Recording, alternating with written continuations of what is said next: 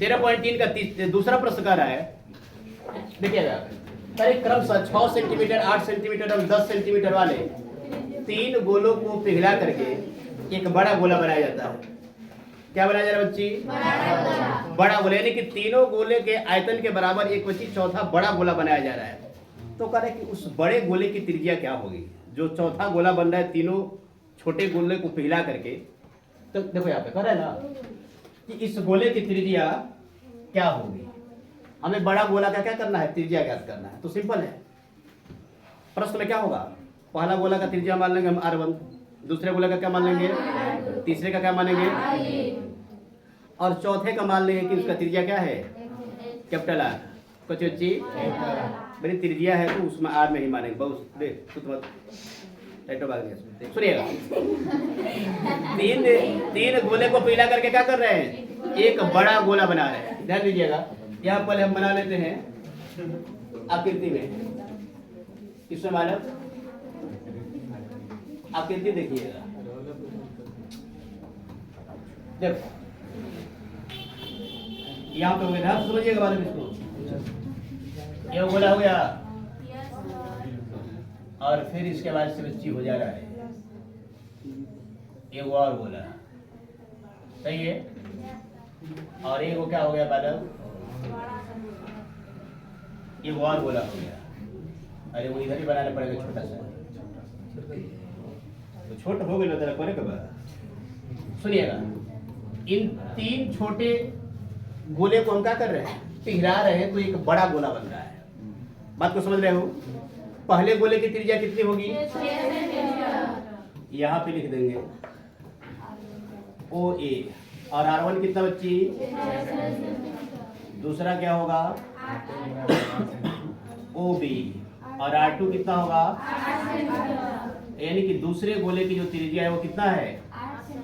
8 centimetre है। कितना centimetre है? और उसी तीसरे गोले की त्रिज्या है जो R3 बराबर क्या है? और इन तीनों गोले के आयतन के बराबर क्या हो रहा है? हमारा चौथा गोला बन रहा है, और उसका हमें क्या करना बनी? त्रिज्या ज्ञात करना। अभी बताए कि जब तीनों जो गोला दिया हुआ है उसको पिघला करके हम चौथा गोला बनाएंगे तो आयतन में किसी प्रकार का परिवर्तन नहीं होगा, यानी कि तीन छोटे गोले का आयतन बराबर क्या होगा?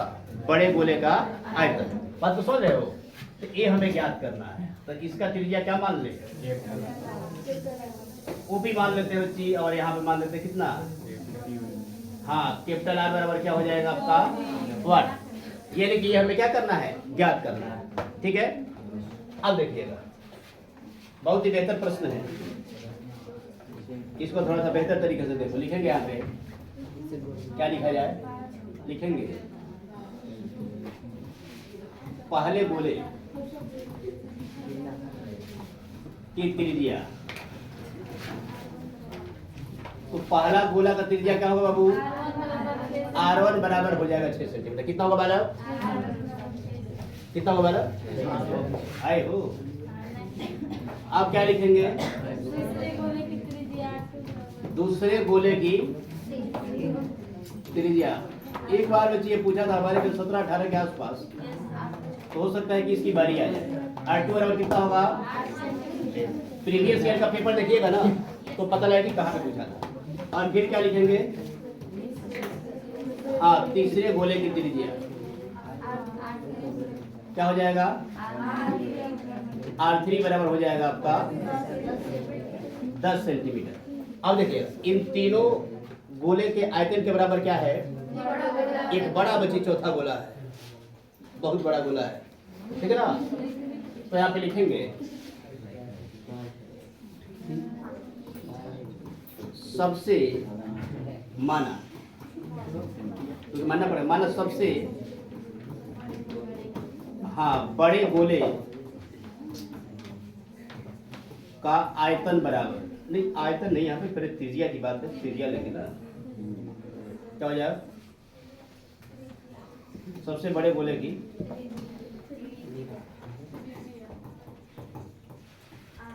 हाँ R बराबर कैपिटल R है, चाहिए क्या हो गया आपका?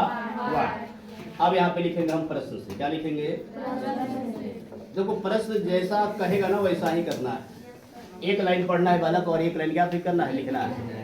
जितना प्रश्न कहे उतना है। नमक कितना बालक? अधिक करो तो होगा बढ़ाई, अब कम करो तो खाई लगना है। सुनिएगा, आप क्या लिखेंगे देखिएगा, जो आकृति देख रहे हो यहाँ पे, पहला गोला, दूसरा, फिर तीसरा, तीनों गोलों का हम आयतन जोड़े हैं और इन तीनों गोले का आयतन क्या होगा? एक बड़े गोले के आयतन के बराबर होगा। तो यहाँ पे लिखते हैं प्रश्न से, बड़े गोले का आयतन है, पहले लिखेंगे पहले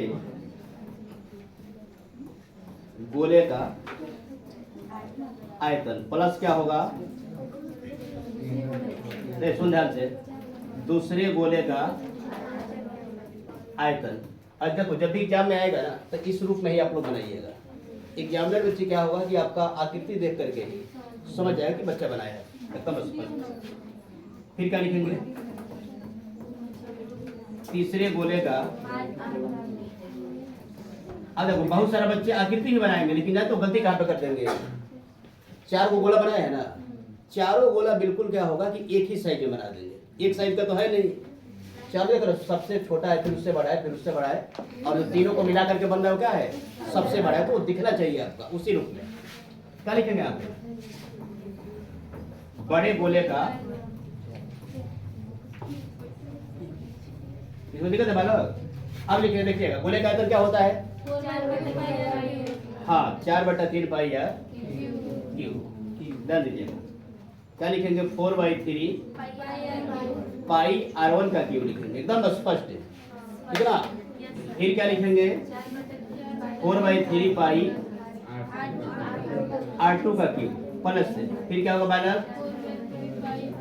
पाई R3 का क्यूब बराबर, इन तीनों के आयतन के बराबर क्या है? बड़े गोले का आयतन दिया हुआ है यहाँ पे। तब 4/3 हो गया पाई, और यहाँ पे क्या होगा? कैपिटल R का क्यूब। अब देख सुने, इन तीनों में से क्या घनिष्ठ हो सकता है? तो जो भी घनिष्ठ है उसको हम कॉमन ले लेंगे। तो क्या हो गया यहाँ पे? 4/3 पाई कवर हो गया, यानी कि R1 का क्यूब प्लस से R2 का क्यूब और प्लस क्या होगा आपका? प्लस क्या होगा? R3 का क्यूब बराबर 4/3 पाई R क्यूब। किसी को दिक्कत है यहाँ पे?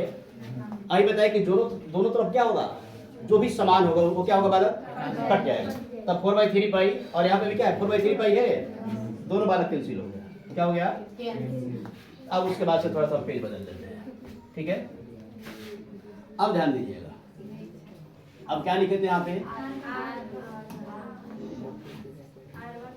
R1 का क्यूब प्लस से, अब प्लस क्या होगा?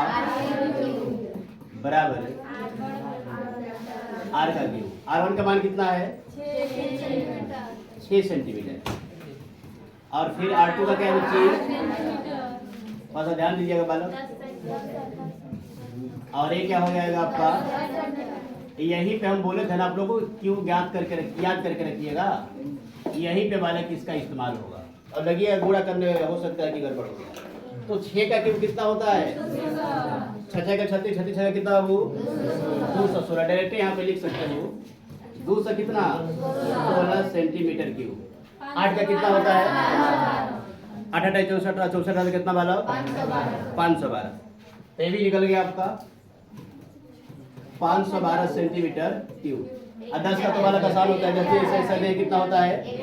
1000। ये हो जाएगा आपका 1000 सेंटीमीटर क्यूब बराबर क्या होगा बालक? R cube. अब इन तीनों को जोड़ेंगे तो कितना होगा? 1512 हो गया यहाँ पे, और 15 को 17, अब 12 को 16 को 28, ये कितना हो जाएगा बालक? ये हो जाएगा आपका 1728 सेंटीमीटर क्यूब बराबर क्या होगा? R cube. अब देखिएगा R बराबर हम क्या लिख सकते हैं, सुनिएगा। इधर बच्ची क्यू हटेगा ना, तो इधर बच्ची रूट होगा, और क्या होगा आपका? करंडी में 3 होगा, यानी कि 1728 सेंटीमीटर क्यूब, और यहाँ पे बच्ची 3 हो जाएगा। क्या हो जाएगा? करंडी में कितना? देखो यहाँ पे 3 है ना पावर, तो यही पावर क्या हो जाता है, 1 करने में 3 हो गया। अब देखिएगा, यानी इसका मतलब क्या है, इसका मतलब है बालक की, अरे सुन तो पहले, ये 3 हो गया यहाँ पे, यानी कि अंदर बच्ची जो 3 बार कोई संख्या होगा तो 1 बार क्या होगा, बाहर निकलेगा। क्या होगा बालक, अगर कोई जैसे कि रूट में क्या होता है, 2 संख्या जैसे जिसका जोड़ा होता है वो बाहर निकलता है, और इसमें क्या होगा, जो संख्या 3 बार होगा वो बाहर निकलेगा। बात को समझ रहे हो? चलो अच्छी बात है कि बाबू समझ रहे हो।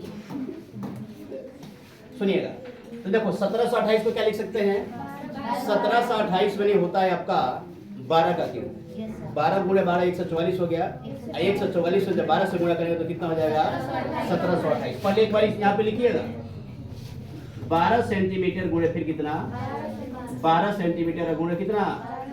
तो देखो यहाँ पे अगर आपको क्यू याद होगा तो आसानी से कर लीजिएगा, आर बराबर कितना आ गया, 12 सेंटीमीटर। यानी कि जो तीसरे नहीं, सबसे बड़े गोले का जो पूछ रहा था आपका कि क्या त्रिज्या, कर है ना कि 3 गोले को पिघला करके एक बड़ा गोला बनाते हैं, तो बड़े गोले की त्रिज्या क्या होगा। तो क्या किए, बड़े गोले का हमने यहाँ पे त्रिज्या क्या किया, कितना वालो, 12 सेंटीमीटर। लिख देंगे यहाँ पे, बड़े गोले की त्रिज्या आर बराबर कितना, 12 सेंटीमीटर। ऐसे अगर आप प्रश्न को हल करते हैं तो जितना भी नंबर प्रश्न पे निर्धारित होगा उतना नंबर आपको मिलेगा। तो इसी तरह के प्रश्न को आसान भाषा में अगर आप हल करना चाहते हैं तो एक बार हमारे आप चैनल से जुड़ के देखिए, आपको मुड़ के देखना नहीं पड़ेगा। वीडियो देखने के लिए बहुत बहुत धन्यवाद।